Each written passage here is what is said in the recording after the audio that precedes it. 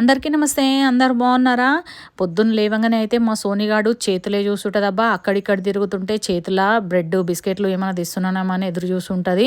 ఇంకా దీనికైతే బ్రేక్ఫాస్ట్ పెట్టండి, నా డే స్టార్ట్ కాదనమాట. ఇంకా ఇవాళ ముచ్చటేందంటే లంచ్లకైతే మీల్ మేకర్ ఫ్రై రసం అయితే చేసిందబ్బా. ఈ రసం రెసిపీ మీకు చూపిద్దామని వచ్చేసిన ఈ రోజు. ఫస్ట్ అయితే ప్లీజ్ ఈ వీడియోకి ఒక లైక్ కొట్టి సబ్స్క్రైబ్ చేయని వాళ్ళు సబ్స్క్రైబ్ చేసుకోరి. ఇంకా సోనిగాడు నాన్ వెజ్ తింటున్నానేమో అని ఒకటే చూస్తుందబ్బా. ఇక నూనె పోసి జీలకర్ర ఆవాలు ఎండుమిరపకాయలు ఎల్లిపాయ ముద్దనైతే దంచి వేసేసుకొని కరపాకు కొంచెం ఎక్కువ వేసుకోరబ్బా.